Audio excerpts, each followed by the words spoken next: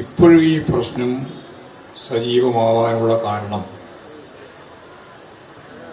കേരളത്തിൻ്റെ ആഭ്യന്തര വകുപ്പ് കൈകാര്യം ചെയ്യുന്ന രമേശ് ചെന്നിത്തല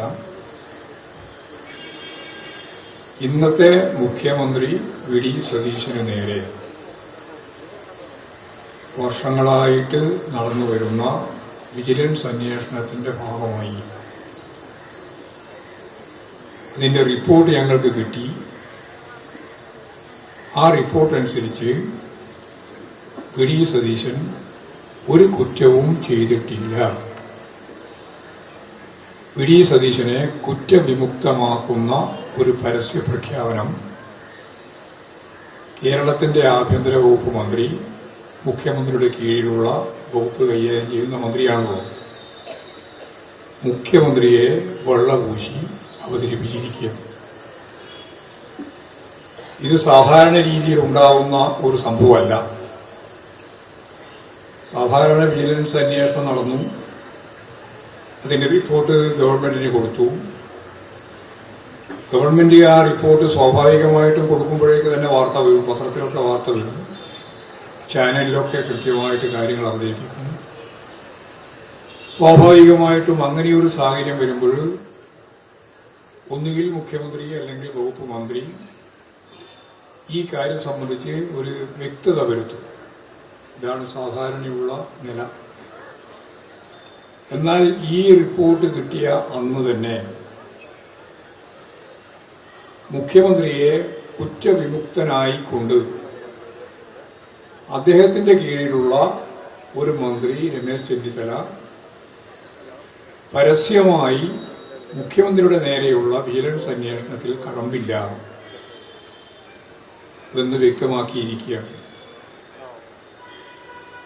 അതിൻ്റെ വിശദീകരണത്തിൻ്റെ ഭാഗമായിട്ട് മുഖ്യമന്ത്രി സാധാരണ പറയുന്ന പോലെ തന്നെ കളവ് പറഞ്ഞു. ഇനി ഇതുമായി ബന്ധപ്പെട്ട ഒരു കേസും നിലവിലില്ല, എല്ലാ കേസും അവസാനിച്ചിരിക്കുന്നു എന്നാണ് അദ്ദേഹം പറയുന്നത്. സത്യം പറഞ്ഞാൽ ഇപ്പോഴും ഹൈക്കോടതിയിൽ കേസുണ്ട്. വിജിലൻസ് കേസ് മാത്രമേ അവസാനിപ്പിച്ചു എന്ന് പറഞ്ഞിട്ടുള്ളൂ. അതങ്ങനെ അവസാനിപ്പിക്കാനാവുന്നതാണോ എന്ന ചോദ്യമാണ് ഇവിടെ ഉന്നയിക്കപ്പെട്ടത്. ആ കേസ് അങ്ങനെ അവസാനിപ്പിക്കാനാവുന്നതല്ല. ഹൈക്കോടതിയിലുള്ള കേസും അങ്ങനെ വേഗം അവസാനിക്കില്ല. കേസ് കൊടുത്തത് CPIM-ഓ ഇടതുപക്ഷ ജനാധിപത്യങ്ങളുടെ ഭാഗമായിട്ട് നിൽക്കുന്നവരോ അല്ല. യൂത്ത് കോൺഗ്രസിന്റെ തന്നെ ജില്ലാ സെക്രട്ടറിയാണ് യഥാർത്ഥത്തിൽ കേസ് നൽകുന്നത്. ഇതൊരു വലിയ തട്ടിപ്പാണ് എന്ന് അദ്ദേഹത്തിന് മനസ്സിലായതിനെ അടിസ്ഥാനപ്പെടുത്തിയിട്ട് അദ്ദേഹം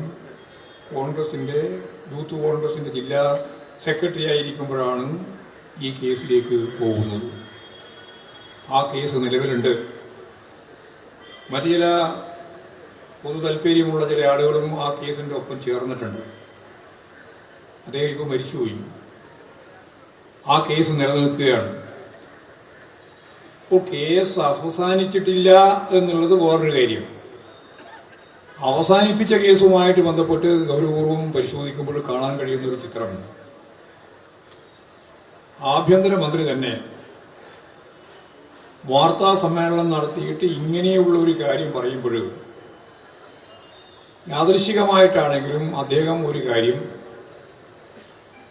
അഴിമതി വിരുദ്ധ ക്യാമ്പയിന്റെ ഭാഗമായി തൊട്ട് തലേ ദിവസം, അതായത് ഈ പത്രസമ്മേളനം നടത്തുന്നതിൻ്റെ തൊട്ട് തലേ ദിവസം വിജിലൻസ് വിസിൽ എന്ന ഒരു പദ്ധതിക്ക് രൂപം നൽകുകയും അത് ഉദ്ഘാടനം ചെയ്യുകയും ചെയ്തു. അതിൻ്റെ പേരാണ് വിജിലൻസ് വിസിൽ. ആ പദ്ധതിക്ക് തുടക്കം കുറിച്ച് തൊട്ടടുത്ത ദിവസം അഴിമതി ഇല്ലാതാക്കാൻ വേണ്ടിയിട്ടുള്ള പദ്ധതിയാണ് വിജിലൻസ് വിസിൽ. അതിൻ്റെ തൊട്ടടുത്ത ദിവസമാണ് യഥാർത്ഥത്തിൽ ഈ വിജിലൻസ് കേസ് അന്വേഷണത്തിൻ്റെ ഭാഗമായി ഒന്നും തന്നെ മുഖ്യമന്ത്രിക്ക് നേരെ തെളിവില്ല, അതുകൊണ്ട് ക്ലീൻ ചിറ്റ് കൊടുക്കുന്നതിന് വേണ്ടി തീരുമാനിച്ചത് ഈ വിജിലൻസ് വിസിൽ പ്രഖ്യാപിച്ച് തൊട്ടടുത്ത ദിവസം. യാതൊരു തെളിവുമില്ല എന്നാണത്രേ ഇപ്പോൾ പറയുന്നത്. പക്ഷെ എല്ലാവരുടെയും മുമ്പിൽ പ്രത്യേകിച്ച് നിങ്ങളോട് അതിൻ്റെ വിശദീകരണത്തിലേക്ക് കടക്കേണ്ട കാര്യത്തിൽ നിങ്ങൾക്കെല്ലാം നല്ല ധാരണയുള്ളവരാണ്. എല്ലാവരുടെയും മുമ്പിൽ കൃത്യമായ തെളിവുണ്ട്. ആ തെളിവെന്താ? വി ഡി സതീശൻ UK സന്ദർശിച്ചു. അതെല്ലാവർക്കും അറിയാം. അവിടെ പോയി ഒരു പരിസ്ഥിതി സമ്മേളനത്തിൽ പങ്കെടുക്കാൻ വേണ്ടിയിട്ടാണ് പോയത് എന്നാണ് അവർ ആദ്യം പറയുന്നത്. കളവാണല്ലോ പറയുക. ഒരു പരിസ്ഥിതി സമ്മേളനം അവിടെ ഉണ്ടായിരുന്നില്ല. അങ്ങനെ ഒരു സമ്മേളനത്തിന് ക്ഷണം കിട്ടിപ്പോയതുമല്ല. മാത്രമല്ല, കേരളത്തിൻ്റെ MLA എന്ന നിലയിൽ പോകുമ്പോൾ കേരള നിയമസഭാ സെക്രട്ടേറിയറ്റിൻ്റെ അംഗീകാരം വാങ്ങണം. കേരള നിയമസഭാ സെക്രട്ടേറിയറ്റിൻ്റെ അംഗീകാരം വാങ്ങിയിട്ടില്ല. 2018 എന്ന് പറയുന്നത് പ്രളയത്തിൻ്റെ പശ്ചാത്തലമാണ്. ആ പശ്ചാത്തലത്തിൽ ഇവിടെ ചൂണ്ടിക്കാണിച്ചതുപോലെ കേരളത്തിൻ്റെ മുഖ്യമന്ത്രി, അതുപോലെ കേരളത്തിൻ്റെ മന്ത്രിമാർ കേരളം അഭിമുഖീകരിച്ച ഏറ്റവും ദുരന്തപൂർണമായിട്ടുള്ള ഈ പ്രകൃതിക്ഷോഭത്തിൽ നിന്ന് കേരളീയരെ മുക്തമാക്കുന്നതിന് വേണ്ടി, രക്ഷിക്കുന്നതിന് വേണ്ടി ലോകത്തിൻ്റെ വിവിധ മേഖലയിൽ UAE ഉൾപ്പെടെയുള്ള രാജ്യങ്ങളിൽ നിന്ന് ഞങ്ങൾ സഹായം നൽകാം, നിങ്ങളിങ്ങോട്ട് വന്നോ എന്ന് ഗവൺമെന്റിന് കൃത്യമായി നിർദ്ദേശം കിട്ടിയിട്ടും ആ തുക വാങ്ങുന്നതിന് വേണ്ടിയിട്ട് വിദേശ രാജ്യങ്ങളിലേക്ക് പോകാൻ ഞങ്ങൾക്ക് അനുവാദം വേണമെന്ന് മുഖ്യമന്ത്രിയും മന്ത്രിമാരും കേന്ദ്ര ഗവൺമെന്റിനോട് ആവശ്യപ്പെട്ടിട്ടും കേന്ദ്ര ഗവൺമെന്റ് ഒരു മന്ത്രിക്കോ മുഖ്യമന്ത്രിക്കോ ദുരിതാശ്വാസ നിധി ശേഖരിക്കുന്നതിന് വേണ്ടി ഞങ്ങൾ നിങ്ങൾക്ക് തരാം, 10-100 കോടി റുപ്യ തരാം എന്ന് വാഗ്ദാനം ചെയ്ത രാജ്യങ്ങളിലേക്ക് പോലും പോകാൻ അനുവാദം കൊടുത്തില്ല. അങ്ങനെ അനുവാദം കൊടുക്കാത്ത സന്ദർഭത്തിൽ 2018 ഈ പ്രളയ പശ്ചാത്തലത്തിൽ കേരളത്തിന്റെ ഒരു MLA ആയ വി ഡി സതീശന് കേന്ദ്ര ഗവൺമെന്റിന്റെ വിദേശത്ത് പോകാനുള്ള അനുവാദം നൽകിയിട്ടുണ്ടോ? ഇതൊരു വളരെ ഗൗരവമുള്ള ചോദ്യമാണ്. ഇനി കിട്ടിയെങ്കിൽ, അനുവാദം കിട്ടിയെങ്കിൽ ഇവർക്ക് ആർക്കും കിട്ടാത്ത ആനുകൂല്യം എന്തടിസ്ഥാനത്തിലാണ് വി ഡി സതീശൻ എന്ന കോൺഗ്രസ് നേതാവിന് ലഭിച്ചത്? ഞങ്ങൾ ഇപ്പോഴേ സാധാരണ പറഞ്ഞുകൊണ്ടിരിക്കുന്നതാണ് BJP deal. V D Satheesan മുമ്പ് ഗോൾവാൾക്കറുടെ ഫോട്ടോന്റെ മുമ്പിൽ പോയി നമസ്കരിച്ച് പുഷ്പാർച്ചന നടത്തുന്ന ചിത്രം നമ്മൾ കണ്ടതാണ്. അപ്പോൾ RSSുമായി BJPയുമായിട്ടുള്ള ലിങ്ക്, ഡീലുള്ള കാര്യം അതിനടിസ്ഥാനപ്പെടുത്തിയിട്ടാണോ നിങ്ങൾക്ക് UK പോകാൻ, ഇംഗ്ലണ്ടിലേക്ക് പോകാൻ കേന്ദ്ര ഗവൺമെന്റ് അംഗീകാരം നൽകിയത്? അല്ല നൽകിയിട്ടുണ്ടോ? അല്ല നൽകിയിട്ടില്ലേ? ഈ കാര്യം ഇപ്പോഴും വ്യക്തമാക്കിയിട്ടില്ല. ഇതവിടെ പ്രവേശിക്കുന്നതിന് വേണ്ടിയുള്ള അംഗീകാരം, UK എന്ന രാജ്യത്തേക്ക്, ഇംഗ്ലണ്ടിലേക്ക് പോകാനുള്ള വിസക്കുള്ള അംഗീകാരം. എന്നാൽ അവിടെ എത്തിക്കഴിഞ്ഞാൽ ഒരു വിദേശ പൗരൻ, അവിടെ എത്തിയാൽ ഒരു വിദേശ പൗരൻ ഇംഗ്ലണ്ടിൽ നിന്ന്, UK നിന്ന്, ബർമിംഗ്ഹാം ഉൾപ്പെടെയുള്ള കേന്ദ്രങ്ങളിൽ വിളിച്ചു ചേർത്ത നിരവധി യോഗങ്ങളിൽ ഈ കേരളത്തിലുണ്ടായ ദുരന്തം, പ്രളയം അതീവ ഗൗരവതരമാണെന്നും ആ ഗൗരവതരമായ ദുരന്തം ഏറ്റവും കൂടുതൽ ഏറ്റുവാങ്ങേണ്ടി വന്ന നാട് എൻ്റെ മണ്ഡലമായ പറവൂരാണെന്നും ആ പറവൂരിലുള്ള പാവപ്പെട്ട മനുഷ്യർക്ക്, അദ്ദേഹം അവിടെ എന്ന് പറഞ്ഞത് 216 വീടുകൾ, തയ്യൽ മിഷൻ്റെ എല്ലാം കാര്യം പറയുന്നുണ്ട്, അത് ഞാൻ ചെയ്യുന്നതാണെന്നാണ്, ഒരു 216 വീടെങ്കിലും വെച്ചു കൊടുക്കാൻ വേണ്ടി, ഇവിടെ പറഞ്ഞതുപോലെ 2000 വീട് വെച്ചു കൊടുത്ത മണ്ഡലമാണ് ഈ മണ്ഡലം. അത് കൃത്യമായി ഇടതുപക്ഷ ജനാധിപത്യ മുന്നണിയുടെ പരിപാടിയുടെ റീമിറ്റ് പദ്ധതിയുടെ ഭാഗമായിട്ടാണ്. പക്ഷെ അദ്ദേഹം പറഞ്ഞത് 216 വീട് വെച്ചു കൊടുക്കണം എന്ന്.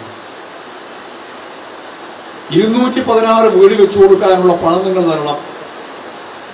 അദ്ദേഹത്തിൻ്റെ അസംബ്ലിയിൽ വന്ന പ്രശ്നം അടിസ്ഥാനപ്പെടുത്തിയിട്ട് അദ്ദേഹം പറഞ്ഞു, ഒരു നയാ പൈസയും ഞാൻ പിരിച്ചിട്ടില്ല, പണം പിരിച്ചിട്ടില്ല എന്നാണ്. കളവാണല്ലോ എപ്പോഴും പറയുക. ആ കളവ് പിടിക്കപ്പെട്ടപ്പോൾ പിടിച്ചത് വെറുതെയല്ല, നിയമസഭ അതിൻ്റെ അകത്ത് തന്നെയുള്ള MLA-മാർ, അത് അന്ന് MLA-മാരായിരുന്ന ഇവിടെ പറഞ്ഞല്ലോ, ശർമ്മ ഉൾപ്പെടെ, സ്വരാജ് ഉൾപ്പെടെ, ജെയിംസ് മാത്യു ഉൾപ്പെടെ അവരെല്ലാം ചേർന്ന് വിഷയം അവതരിപ്പിക്കുകയും ജെയിംസ് അവസാനം ബർമിംഗ്ഹാമിൽ നടന്ന യോഗത്തിലെ VD സതീശൻ്റെ പ്രസംഗം കൃത്യമായിട്ട് അവതരിപ്പിക്കുകയും ചെയ്തു. ഇവിടെ നിയമസഭയിൽ അവതരിപ്പിച്ചു. അവിടെ പ്രസംഗിക്കുന്നത് എന്തൊക്കെയാണ് എന്നുള്ള കാര്യം മുഴുവൻ ജനങ്ങൾക്ക് മനസ്സിലായി. അതിൻ്റെ സീനൊക്കെ കാണിച്ചു കൊടുത്തു. ഇത് മറന്നുപോയിട്ടുണ്ടാവുമെന്ന് വിചാരിച്ചിട്ട് ഞാൻ കഴിഞ്ഞ ദിവസം പത്രസമ്മേളനം നടത്തിയപ്പോൾ, സാധാരണ പത്രസമ്മേളനം നടത്തുമ്പോൾ പറയാനുള്ളത് അങ്ങോട്ട് പറഞ്ഞ് അവസാനിപ്പിക്കലാണ്, ചോദ്യത്തിൽ മറുപടി പറഞ്ഞിട്ട് അവസാനിപ്പിക്കലാണ്. ഇപ്രാവശ്യം ഞാൻ പത്രസമ്മേളനത്തിൽ VD സതീശൻ്റെ ബർമിംഗ്ഹാം യോഗത്തിലെ അദ്ദേഹത്തിൻ്റെ പ്രസംഗം പത്രക്കാർക്ക് കേൾപ്പിച്ചു. ഇപ്പോഴെല്ലാം സാങ്കേതിക വിദ്യയുണ്ടല്ലോ. പത്രസമ്മേളനം നടത്തിക്കൊണ്ടിരിക്കുന്നതിനിടയിൽ അത്രയേ ഉള്ളൂ, 2-2.5 മിനിറ്റേ ഉള്ളൂ. ആ 2.5 മിനിറ്റ് നേരം ഞാനത് കൃത്യമായിട്ട് സീനിൽ കൃത്യമായിട്ട് കാണാനും കേൾക്കാനും പത്രക്കാർക്ക് സാധിക്കുന്ന രീതിയിൽ ആ ടേപ്പ് കൃത്യമായിട്ട് വെച്ചു കൊടുക്കും. അപ്പം ഇനി ഒരാൾക്കും പറയാൻ സാധിക്കില്ല. നേരത്തെ അസംബ്ലിയിൽ മാത്രമേ അത് കാണിച്ചിട്ടുള്ളൂ. ഇത് അസംബ്ലിക്ക് വെളിയിൽ പത്രസമ്മേളനത്തിൽ തന്നെ തിരുവനന്തപുരത്ത് ഞാനത് കൃത്യമായിട്ട് കാണിച്ചു, കാണുകയും ചെയ്തു, കേൾക്കുകയും ചെയ്തു. VD സതീശൻ പ്രസംഗിക്കുകയാണ്. ആ പ്രസംഗത്തിൽ പറഞ്ഞത് നിങ്ങൾ 500 പൗണ്ട് എങ്കിലും സംഭാവന ചെയ്യണമെന്നാണ്. 500 പൗണ്ട് എങ്കിലും സംഭാവന ചെയ്യണം. വിദേശികളോടും വിദേശത്തുള്ള ഇന്ത്യക്കാരോടും പറഞ്ഞാണ്. എന്നിട്ട് അദ്ദേഹം പറഞ്ഞു, 3 തരത്തിലാണ് ഞാൻ വീട് നിർമ്മിക്കാൻ ഉദ്ദേശിക്കുന്നത്. ഒന്ന്, വികലാംഗരുള്ള കുടുംബം, പ്രയാസമാണ്. 2, ഈ ഓട്ടിസം ഉൾപ്പെടെയുള്ള മാറാരോഗങ്ങളുള്ള കുടുംബം, അവർക്ക് വീട്. 3, ഗൃഹനാഥനില്ല, ഗൃഹനാഥയായിട്ടുള്ളത് സ്ത്രീയാണ്. അങ്ങനെ സ്ത്രീകൾ മുൻകൈയുള്ള കുടുംബം.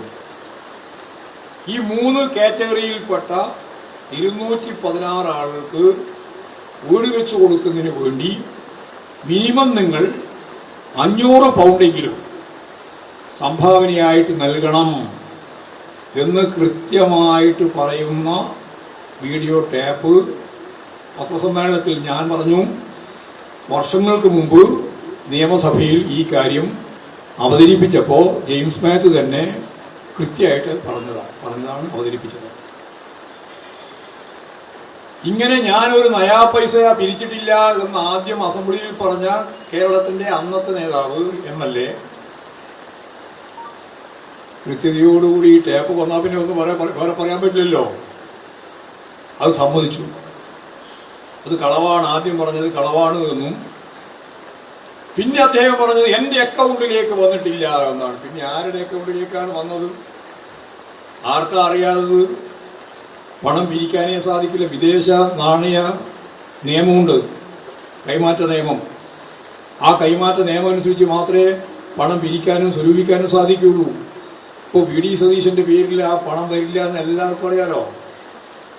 അദ്ദേഹം ഒരു സാമർത്ഥ്യത്തോട് പറയാണ്, എൻ്റെ അക്കൗണ്ടിലില്ല. പിന്നെ ആരുടെ അക്കൗണ്ടിലാണ് ഈ പണമെല്ലാം പോയത്? ഇവിടെ നിതീഷ് പറഞ്ഞതുപോലെ ആ അക്കൗണ്ട് മണപ്പാട്ട് ഫൗണ്ടേഷൻ്റെതാണോ, അല്ല മഞ്ഞാലി നവാസിൻ്റെതാണോ? മഞ്ഞാലി നവാസ് പുതുതായിട്ട് വന്ന പേരാണ്. ഇതെല്ലാം ഒരു ബിനാമി സംവിധാനമാണ്. ഇതൊന്നും ആരും മനസ്സിലാക്കിയില്ല എന്ന് VD സതീശൻ ധരിക്കണ്ട. മണപ്പാട് ഫൗണ്ടേഷൻ ആയാലും അതുപോലെ തന്നെ ഈ മഞ്ഞാലി നവാസ് ആയാലും അവരെല്ലാം ബിനാമിയായിട്ട് ഇതിനെ ഫലപ്രദമായിട്ട് ഉപയോഗിക്കപ്പെട്ടിട്ടുള്ളതാണ്. ഈ പണമെല്ലാം അങ്ങനെയാണ് കൈമാറി വന്നത്. ഈ പണം ഉപയോഗിച്ച് എവിടെ ഈ 216 വീട്?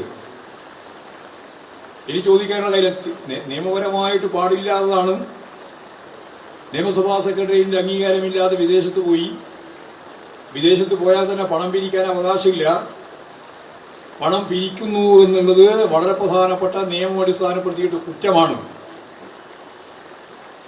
വിദേശ നാണയ വിനിമയവുമായി ബന്ധപ്പെട്ടുള്ള വളരെ ഗുരുതരമായ കേസാണ്. ആ കേസ് അടിസ്ഥാനപ്പെടുത്തിയിട്ട് ഒരു കേസും ചാർജ് ചെയ്യപ്പെട്ടില്ല എന്നാണ് ഇപ്പോഴും ഇവർ പറയുന്നത്. വിജിലൻസ് അന്വേഷണത്തിന്റെ ഭാഗമായിട്ട് കണ്ടെത്തിയിട്ടുള്ള കാര്യം ഇതിൽ ഇതുപോലുള്ള ഏജൻസികൾ അന്വേഷിക്കേണ്ടതുണ്ട് എന്ന് തന്നെയാണ്. ഒരു സംശയവും വേണ്ട, അവരന്വേഷിക്കാതെ ഇത് പൂർണ്ണമാവില്ല. അപ്പോൾ അവിടെ പണം പിരിച്ചിട്ടുണ്ട്. പണം നീ പറയുന്ന പോലെയുള്ള നിരവധി സംവിധാനങ്ങളിലൂടെ കൈമാറ്റം ചെയ്യപ്പെട്ടിട്ടുണ്ട്. ആ കൈമാറ്റം ചെയ്ത പണത്തിൻ്റെ ഭാഗമായിട്ടുള്ള എന്തെങ്കിലും കാര്യം ഈ നിയോജക മണ്ഡലത്തിൻ്റെ ഭാഗമായിട്ട് നിർവഹിച്ചോ